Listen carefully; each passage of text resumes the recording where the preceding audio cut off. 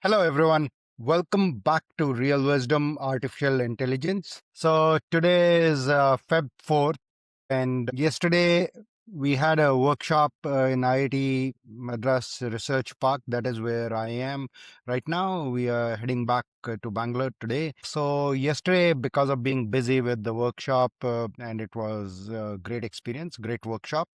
The focus of the workshop was making the product leap in the AI era. So, a lot of what I talk about in terms of this journey of intelligence to consciousness and us needing to become conscious leaders was covered in the workshop.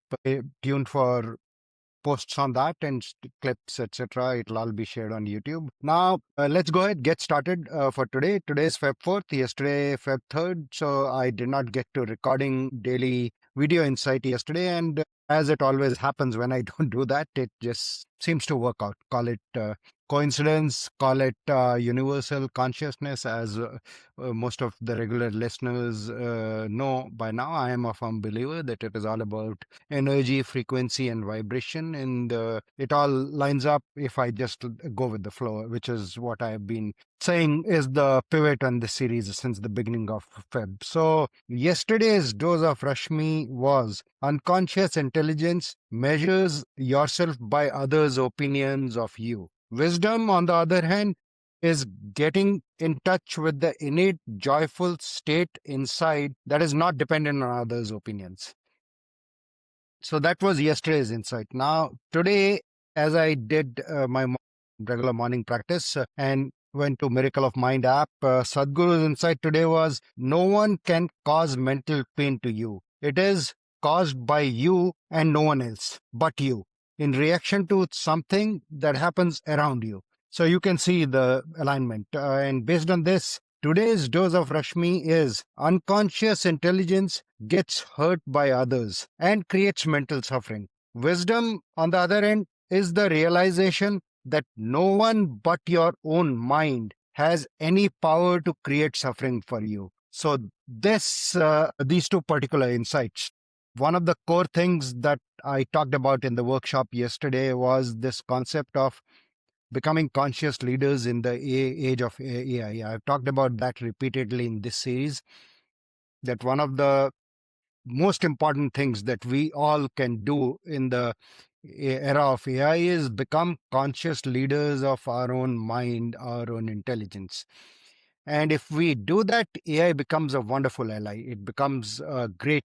As you all know, I've been doing these experiments where I have 3 collaborators. So, but for the AI to become a collaborator, we have to really be the conscious leaders for of our own mind, which will allow us to be the conscious leader for the AI tools. If we stay stuck in the manomaya layer where we are getting led by our own mind, we are following our mind, it's a constant state of mental chatter, we are getting distracted by what everybody else thinks of us, what is external idea of success. If we stay in that trap, then AI is going to lead all of us because it is a mind on steroids. And that has been a very, very lived realization for me as I engage with these AI collaborators on a daily basis. It helped me tremendously in terms of all kinds of work that I have to do, as well as in the experiments that I've been doing in this series. I get a lot of insights. However, it is very easy to fall in the trap of where, especially since I've engaged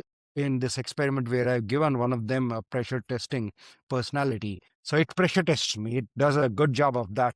However, if I just start compulsively reacting to everything that that thread is saying, I will go insane fairly soon and I'll just get sucked into that thread. I consciously choose to lead that thread as well as all the other AI collaborators, as well as my own mind, by practicing things like the 5-second pause. And that leads to tremendous value, to the point that at this point, the pressure testing collaborator absolutely checks me and does its role fairly well. However, it closes each one of its pushback pressure testing by saying it is just a logical pressure testing that it is doing to live up to its role. However,